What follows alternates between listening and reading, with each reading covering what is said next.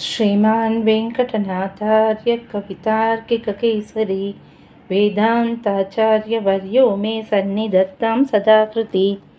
परागपद्धति श्लोकं 372.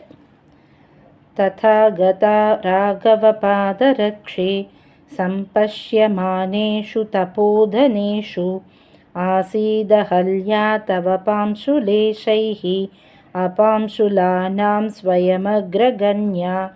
பதபதார்த்தம். ஹே ராகவ பாதரக்ஷே, ஸ்ரீராமனுடைய திருவடியை காப்பாற்றுகின்ற பாதுகையே. ததாகதா, அப்படிப்பட்ட கஷ்டதிசையை அடைந்திருக்கின்ற அகல்யா, அகல்யை என்பவள், தபோதனேஷு ரிஷிகள், சம்பஷ்யமானேஷு சத்சு பார்த்து கொண்டிருக்கின்ற பொழுது, தவ உன்னுடைய, பாம்சுலேஷைகி கொஞ்சம் தூளிகளால், அபாம்சுலானாம் பதிவிரதைகளுள், ஸ்வயம் தானே, அக்ரகன்யா முதலில் என்ன தகுந்தவளாக, ஆசீத்து ஆனாள் அப்படின்னு சாய்க்கிறார்.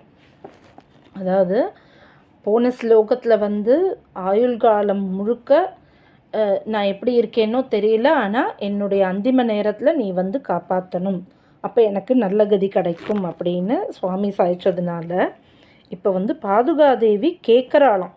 இது டிடி சுவாமி இதை ஒரு கான்வர்சேஷன் மாதிரி, ஒரு கேள்வி கேட்ட பதில் மாதிரி இதை எடுத்திருக்க. அப்போ நீ சொல்கிறத பார்த்தான்னா ஆயுஷ்காலம் வரைக்கும் ஒருத்தர் நல்ல காரியமே பண்ணாமல் இருந்தால் கூட கடைசி நேரத்தில் நீ காப்பாற்றணும் அப்படின்னு இப்போ சொல்லிட்டான்னா நான் உடனே காப்பாற்றிட முடியுமா அப்படின்னு பாதுகாதேவி கேள்வி கேட்குறாளாம்.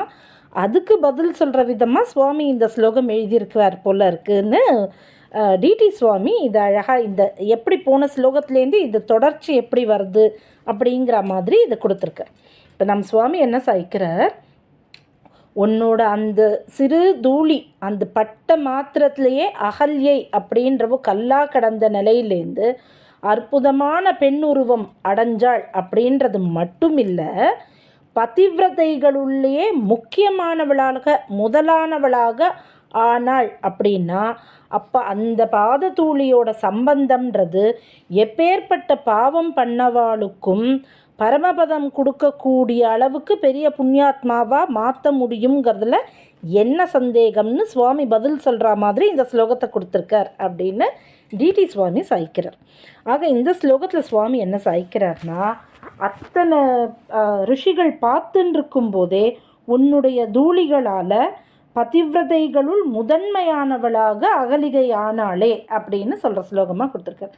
இந்த ஸ்லோகத்தில் என்ன அழகு அப்படின்னா, பாம்சுலேஷைஹி அப்படின்னா தூளிகள், கொஞ்சம் தூளிகள், அபாம்சுலானாம் அப்படின்னா அது தூளியை சொல்கிற வார்த்தையில் அது பதிவிரதையை சொல்கிற வார்த்தையை அதை எடுத்திருக்கார். ஏறத்தாழ ஒரே மாதிரி இருக்கிற வார்த்தைகளை வச்சுட்டு இந்த பதப்பிரயோகத்தினால இதை கொடுத்துருக்கார். அகலிகை எப்படி பதிவிரதைகளுள் முதலானவளா ஆனா அப்படின்னா அதுக்கு ஒரு ஸ்லோகம் உண்டு. அகல்யா திரௌபதி சீதா தாரா மண்டோதரி ததா பஞ்சகன்யா ஸ்மரேன் நித்யம் மகாபாதக நாசினி அப்படின்னு ஒரு ஸ்லோகம் உண்டு. இந்த ஸ்லோகத்தில் பார்த்தோன்னா 5 பேர் எடுக்கிறா, பஞ்சகன்யான்னு 5 பேர் எடுக்கிறா, அகல்யா திரௌபதி சீதா தாரா மண்டோதரின்னு. இந்த 5 பேரில் பார்த்தோன்னா இவா 5 பேருமே பதிவிரதைகள் தான். ஆனால் இந்த பதிவிரதைகளில் முதலானதாக இருக்கக்கூடிய அளவுக்கு அகலிகையானவளை நீதானே ஆக்கினாய் அப்படின்னு சுவாமி கேட்குறார். ஏன்னா இந்த 5 பேரை எடுத்து பார்த்தோன்னா இவ 5 பேருக்குமே ஒரு ஸ்டேஜில் ஒரு கஷ்டம் வருது, அவளோட பாதிவிரத்தியத்துக்கு ஒரு கஷ்டமானது வர்றது.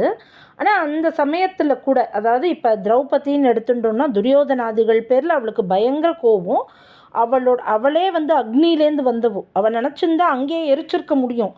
ஆனால் அவள் தன்னுடைய பர்த்தாக்களால் தான் தனக்கு ஒரு விடிவு காலம் வரணும், நீங்கள் அவனை அழித்து அந்த ரத்தத்தை நான் தலையில் சூடிண்டாதான் நான் தலையை முடிவேன்னு சொன்னான். ஆக பர்த்தாவை எதிர்பார்த்துன்னு தான் நின்றா, தானே ஒரு முடிவெடுக்கலை. சீதையும் அந்த மாதிரி தான். ராவணனோட அந்த அசோகவனத்தில் இருந்தப்ப ஒரு புல் எடுத்து போட்டு ராவணனோட பேசுகிறான். அப்போ சீதையாலேயே ராவணனை எரிச்சிருக்க முடியும். ஹனுமான் போய் கூப்பிட்றார், நான் அழிச்சுட்டு போகிறேன், முடியாது, என்னோட பர்த்தா தான் என்னை காப்பாற்றணும்னு சொல்கிறான். ஆக தங்களாலேயே முடியும்னு போது கூட திரௌபதியோ சீதையோ தாங்களே ஒரு முடிவெடுத்து பண்ணலை. தாராவும் மண்டோதரியும் தங்களுடைய பர்த்தா தப்பு பண்ணும்பொழுது, அது பெருமாளை எதிர்த்து பண்ணும்பொழுது தங்களால் முடிஞ்ச வரைக்கும் அவளுக்கு நல்லது சொல்லி பார்க்குறா. ஆனால் அவள் கேட்க தயாராக இல்லை. ஆக இவ எல்லாருமே தன்னுடைய அந்த பர்த்தாவுடைய வார்த்தையை மீறாமல் தங்களுடைய நிலைக்கு உட்பட்டு தான் இவ எல்லாத்தையும் அந்த விஷயங்களெல்லாம் நடத்தியிருக்கா. ஆனால் அகலிகையானவள் தன்னுடைய பர்த்தாவுக்கு ஒரு இழுக்கை ஏற்படுத்தணும்னு இந்திரன் நினச்சான்னு தெரிஞ்ச உடனே தன்னுடைய சாயையாய் அந்த நிழலை அனுப்பிச்சு இந்திரனுக்கு ஒரு பாடம் புகட்டணும் தானே முடிவெடுத்தா. பாதிவிரத்தியம் அப்படின்னு சொல்லும்பொழுது அதுக்கு முக்கியமான பேராமீட்டராக சொல்கிறது, எதுவாக இருந்தாலும் தன்னுடைய கணவன் தான் பண்ணணும், தான் பண்ணக்கூடாதுன்னு நினைக்கிறவோ அப்படின்னு சொல்கிற இடத்துல அகலிகையானவள் அந்த இடத்த மீறி தானே இந்திரனுக்கு புத்தி புகட்டணும்னு நினச்சிட்டா. ஆக இந்த 5 பேரில் நிஜமாகவே ஃபஸ்ட்டு வர்றதுக்கு ஒரு ரீசன் இருக்கிறதுக்கான வாய்ப்பே இல்லாத நிலைமையில் அகலிகையானவள் இருக்கிற நேரத்தில் கூட எப்படி அவளுக்கு அந்த முதல் இடம் கிடச்சிது? அந்த 5 பேரில் சொல்லும்பொழுது திரௌபதின்னு சொல்லியிருக்கலாம், சீதான்னு சொல்லியிருக்கலாம், இல்லை கணவன் தப்பு பண்ணும்போது அட்வைஸ் பண்ண தாரான்னு சொல்லியிருக்கலாம், மண்டோதரின்னு சொல்லியிருக்கலாம். ஏன் அகல்யான்னு சொல்லியிருக்கா பெரியவா அப்படின்னு பார்த்தோன்னா, நம் சுவாமி சாய்க்கிறார், அகலிகைக்கு தானே எங்களுடைய பாதுகாதேவியின் சம்பந்தம் இருந்தது, அதனால் எல்லாரும் காட்டிலும் எல்லாரும் பதிவிரதைகள் எல்லாருமே வசத்தினாலும் அதில் முதல் இடம் கிடைக்கிறதுக்கு அகலிகைக்கு யார் காரணமாக இருந்தான்னா பாதுகாதேவி தானே காரணமாக இருந்தா. அவளுக்கு தானே பாதுகாதேவியோட அந்த துகள்களின் சம்பந்தம் இருந்தது. அதனால் அகலிகையானவள் ஒசத்தியானா. அப்பேற்பட்ட பாதுகாதூளியின் சம்பந்தம்ன்றது எப்பேற்பட்ட தப்பு பண்ணவாளையும் அவளை புண்ணியாத்மாவாக மாற்றி பரமபதத்துக்கு கொண்டு போய் சேர்க்கிற அளவுக்கு நிச்சயமாகவே எங்கள் பாதுகாதேவியால் முடியும்னு சொல்கிற ஒரு அழகான ஸ்லோகமாக இதை கொடுத்துருக்கார். இதோட சுவாபதேசம் அப்படின்னு பார்த்தோன்னா நம்மாண்டவன் நமக்கு தெளிவாக கொடுத்துருக்கார்.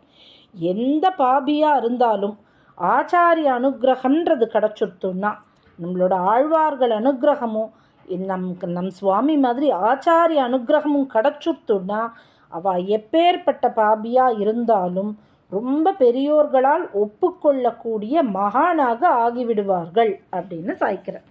இதுக்கு நமக்கு நிறைய எக்ஸாம்பிள் நமக்கு சரித்திரத்தில் உண்டு. க்ஷத்ரபந்து கத்திரபந்து மன்றே பராங்கதி கண்டு கொண்டான் அப்படின்னு ஒரு நல்ல ஆச்சாரிய சம்பந்தம் கிடைச்சதுனால அடுத்த ஜென்மத்தில் அவனால் மோட்சத்துக்கு போக முடிஞ்சது. வால்மீகி மகரிஷி அவர் வேடுவ குலத்தில் இருந்து பாபமே பண்ணிட்டு தான் இருந்தார். ஆனால் நாரதர்னு ஒரு ஆச்சாரிய சம்பந்தம் கிடைக்கும் பொழுது வால்மீகி மகரிஷி ஆயிட்டார். இந்த மாதிரி நிறைய எக்ஸாம்பிள்ஸ் நமக்கு உண்டு. ஆக இந்த ஸ்லோகத்தோட மெயின் அர்த்தம் அப்படின்னு பார்த்தா, ஸ்லோகத்தோட மூல அர்த்தம்னு பார்த்தோன்னா, இது ஆழ்வார்கள் ஆச்சாரியர்கள் சம்பந்தம் இருந்ததுன்னா எப்பேற்பட்ட பாபமும் போகும்னு சொல்கிறது.